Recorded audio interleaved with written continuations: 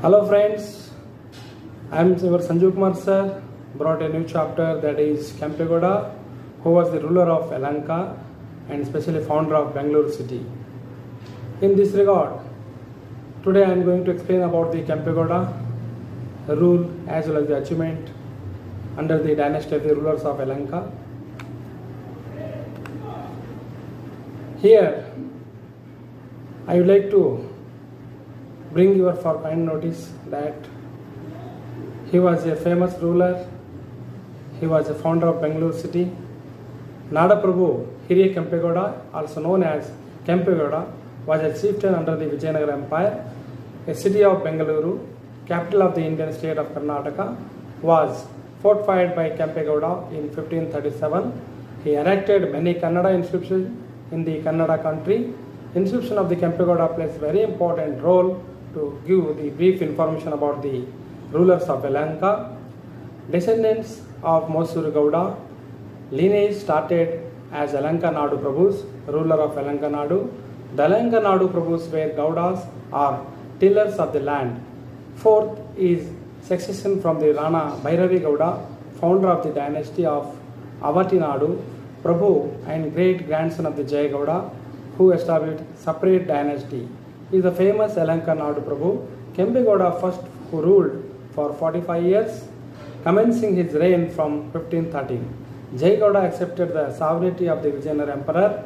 He later left Yelahanka Nadu and was successful in planning and building Bengaluru Fort and Bengaluru Pete, the foundation of the current city of Bengaluru.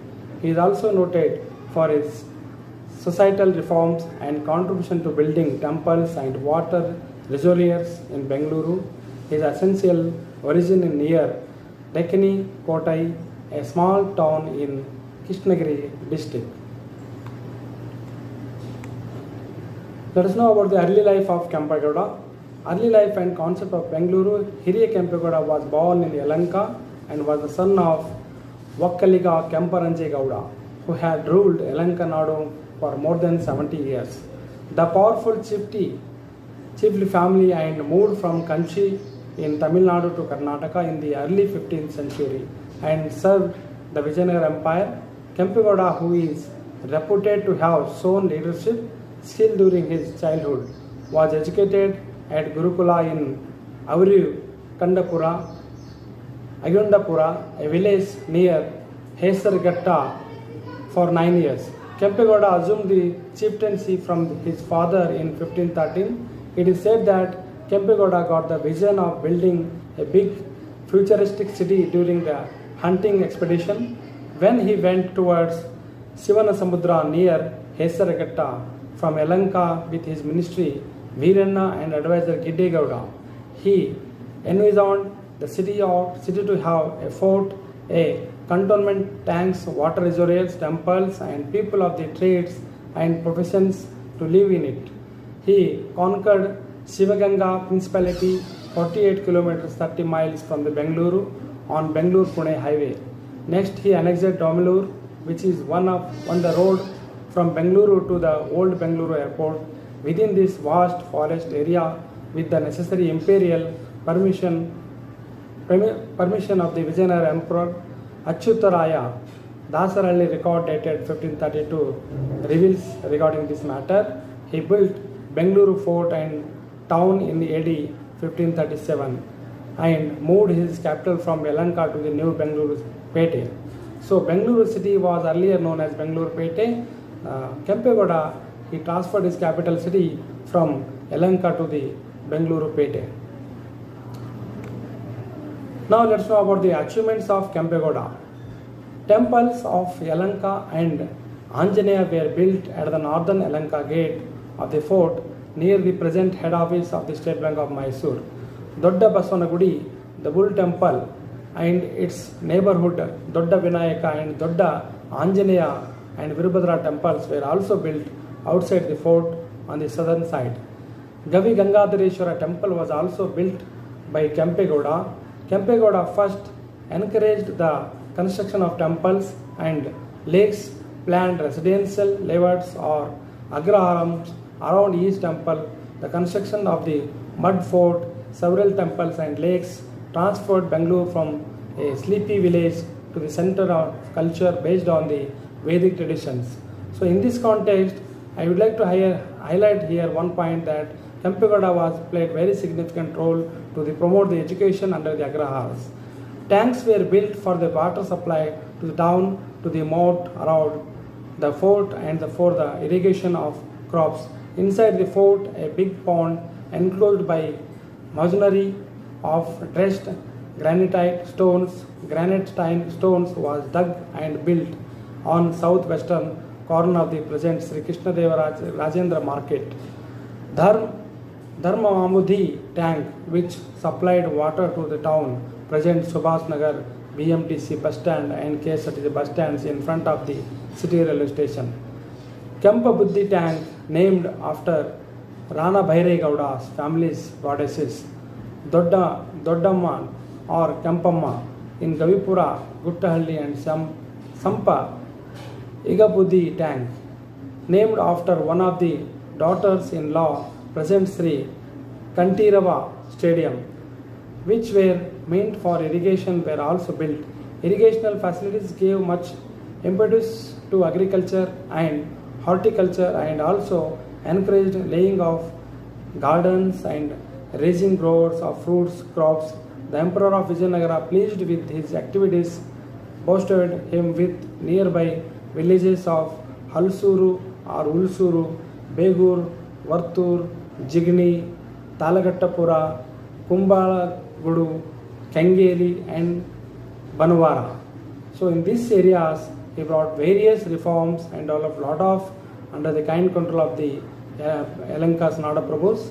Especially Kempegoda focused on the construction of the many temples as well as the irrigation development and agriculture development. Now, later life and legacy of the Kempegoda in the mid 16th century, due to a complaint from neighboring Palegara Jagadeva Raya of Channapatna, Emperor Sadashiv Raya of Vijayanagara Empire, under the supervision of Aliyaram Raya, imprisoned Kempegoda for minting his own coins without the emperor's prior approval and for fear rise in power at Penakunda. His territories were also confiscated.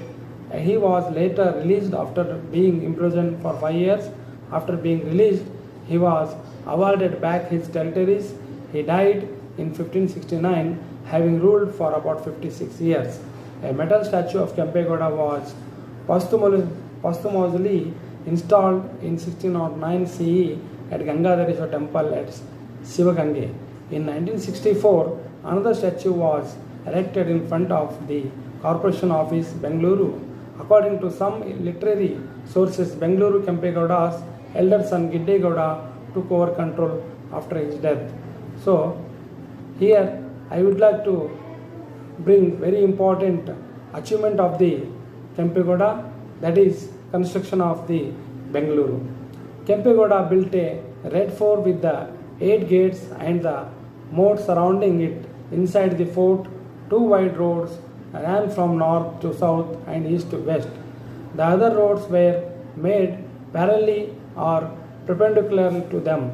On an auspicious moment fixed by an astrologer, Kempegoda harnessed the bullocks to the ploughs at the central Doddapete square at the junction of Doddapete Avenue Road, and Chikkapete got the ground ploughed and worked the 4 main streets running in the direction.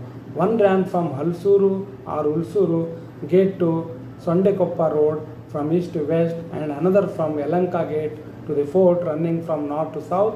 These roads are the present Nagarapete and Chikkapete and Doddapete respectively. The streets and the blocks were demarcated for the purpose they were meant, like the business or resident, etc. Streets of Doddapete, Chikkapete, Nagaratapete were for marketing of general merchandise. Aralepete, Cottonpete, Tharagupete, Akkipete, Ragipete, Belepete, etc. were for marketing of commodities like cotton, grain, rice, ragi and Bengals respectively, Kurubarapete, Kumbarapete, Ganigarapete, Upparapete, etc. were for trades and crafts and residents of Kuruba, Kumbara, Ganiga, Uppara caste respectively, and similar petes blocks Halusurupete, Manavartapete, Muttailapete, etc. were meant for the other groups of the society. The agraras were for the priest and learned classes.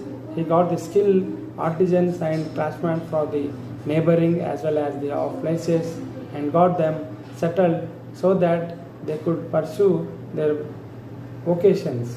So this is the brief history of the construction of the Bengaluru. Kempegowda played very significant role to construct the Bengaluru city in well manner, in well planned. So really the credit goes to Kempegowda. Today what we are in the modern Bengaluru, it is gifted by the Kempegowda.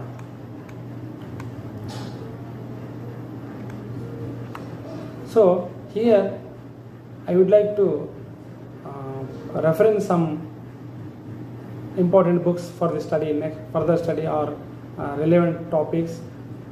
The B. Narasimha Naidu written the Insights into Karnataka History. It is a very important book for the study of the Kempegowda. And also one more author written very nice book, that is Dr. S.N. Shivarudrappa, History and Culture of Karnataka, and V.P. Hugar, History of Karnataka, and one more book is there written by the K.R. Basavaraju, Cultural History of Karnataka. These are the referential books for the study of the Kempegowda, especially Yelahanka Nadaprabhu. So thank you for listening my lecture.